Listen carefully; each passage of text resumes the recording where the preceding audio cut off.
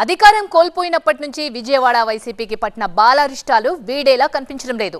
ఆ నియోజకవర్గానికి నాయకుడు ఎవరో తెలియక, ఉన్న నేతలు కలుపుకొని పోలేక, కలుపుకొని వెళ్లే నాయకులతో కలిసి వచ్చే నాయకులు లేక నియోజకవర్గంలో పార్టీ పరిస్థితి గందరగోళంగా మారింది. అసలు ఇంతకీ బెజవాడ వైసీపీలో నెలకొన్న విభేదాలేంటి? దీనిపై సొంత పార్టీలో నడుస్తున్న చర్చ ఏంటి?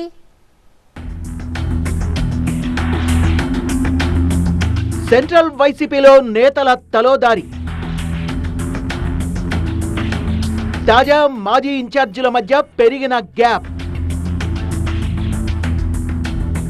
విజయవాడ వైసీపీకి బాలారిష్టాలు. విజయవాడ సెంట్రల్ వైసీపీలో జరుగుతోన్న తాజా పరిణామాలు ఆ పార్టీ నేతల్లో ఆందోళన కలిగిస్తున్నాయట. ఒకవైపు పార్టీని వీడుతోన్న నేతల్ని ఆపే పరిస్థితి లేకపోవడంతో పాటు కలిసి వచ్చే కలుపుకు వెళ్లే నేతలు లేక ఎవరి దగ్గరికి వెళ్లాలో అర్థం కాక కార్యకర్తలు తలలు పట్టుకుంటున్నారట. దీంతో విజయవాడ సెంట్రల్ వైసీపీలో నెలకొన్న కన్ఫ్యూజన్ కు ఏదో ఒక రకంగా ఫుల్ స్టాప్ పెట్టాలని ఆ పార్టీ నేతలు అధిష్టానాన్ని కోరుతున్నారు. 2024 సార్వత్రిక ఎన్నికలకు ముందు బెజవాడ వైసీపీ సెంట్రల్ అభ్యర్థిగా బరిలో దిగిన వెల్లంపల్లి శ్రీనివాస్ టీడీపీ అభ్యర్థి బొండా ఉమా చేతిలో ఘోర పరాజయం పాలయ్యారు. వైసీపీ అధినేత జగన్ వెల్లంపల్లిని తిరిగి మళ్లీ సొంత నియోజకవర్గం విజయవాడ వెస్ట్ కి ఇన్ఛార్జిగా నియమించారు. రాష్ట్రంలో కూటమి ప్రభుత్వం అధికారంలోకి రాగానే విజయవాడ వైసీపీలోని కీలక నేతలు, కార్పొరేటర్లు ఒక్కొక్కరుగా వైసీపీకి గుడ్ బై చెప్పి టీడీపీ, బీజేపీ, జనసేనల పంచన చేరిపోయారు. తాజాగా మరికొందరు సైతం విజయవాడ సెంట్రల్ నియోజకవర్గం నుంచి వైసీపీని వీడేందుకు రంగం సిద్ధం చేసుకుంటున్నారట.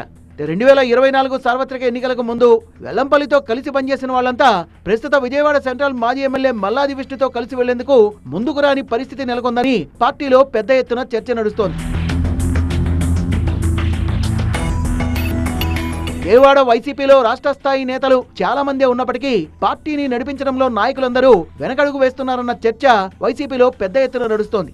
విజయవాడ నగరం పరిధిలోని సెంట్రల్ నియోజకవర్గంలో ఎమ్మెల్సీ, డిప్యూటీ మేయర్, మాజీ ఎమ్మెల్యే ఇలా ముగ్గురు కీలక నేతలు వైసీపీలో కీలక బాధ్యతల్లో ఉన్నప్పటికీ నియోజకవర్గంలో క్యాడర్ను ఒక్క తాటిపై నడిపించే నేత లేకపోవడంతో ఆ పార్టీ ద్వితీయ శ్రేణి నాయకుల్లో నైరాశ్యం నెలకొందట.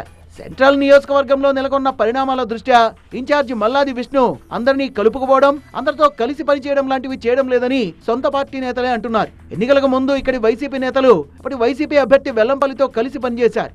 సార్వత్రిక ఎన్నికల్లో ఓటమి తర్వాత వైసీపీ అధిష్టానం వెల్లంపల్లిని సొంత నియోజకవర్గానికి పంపిన తర్వాత మల్లాది విష్ణునే తిరిగి సెంట్రల్ నియోజకవర్గ ఇన్ఛార్జిగా కొనసాగుతున్నారు.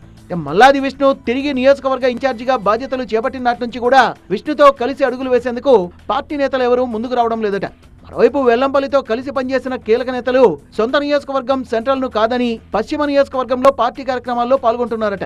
దీంతో విజయవాడ సెంట్రల్ లో మారుతోన్న రాజకీయ పరిణామాలతో అటు వైసీపీలో కొనసాగలేక తలోదారి వెతుక్కొని కూటమిలోని పార్టీల్లోకి నాయకులు జంప్ అయిపోతున్నారట.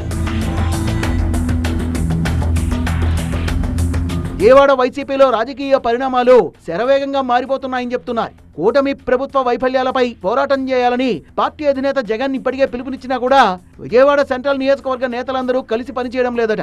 నియోజకవర్గంలో కీలక నేతగా ఉన్న వైసీపీ కార్మిక విభాగం అధ్యక్షుడు పూనూరు గౌతమ్ రెడ్డిపై కేసు నమోదు చేసి ఆయన నివాసానికి పోలీసులు అర్ధరాత్రి వెళ్లినా సెంట్రల్ నియోజకవర్గంలో ఉన్న కీలక నేతలు ఎవరూ కూడా ఆయన కుటుంబాన్ని పరామర్శించిన పాపాన పోలేదని వైసీపీలో పెద్ద చర్చ నడుస్తోంది. చివరకు పార్టీ కేంద్ర కార్యాలయం నుంచి వచ్చిన ఆదేశాలతో పార్టీ కీలక నేతలు వస్తే తప్ప సెంట్రల్ నియోజకవర్గంలో ఉన్న నేతలెవరూ స్పందించలేదని ఎమ్మెల్సీ రూహుల్లా, నియోజకవర్గ ఇన్ఛార్జ్ మల్లాది విష్ణు సహా డిప్యూటీ మేయర్, జిల్లా అధ్యక్షులు స్పందించడం లేదని బెజవాడ వైసీపీలో చర్చ నడుస్తోంది.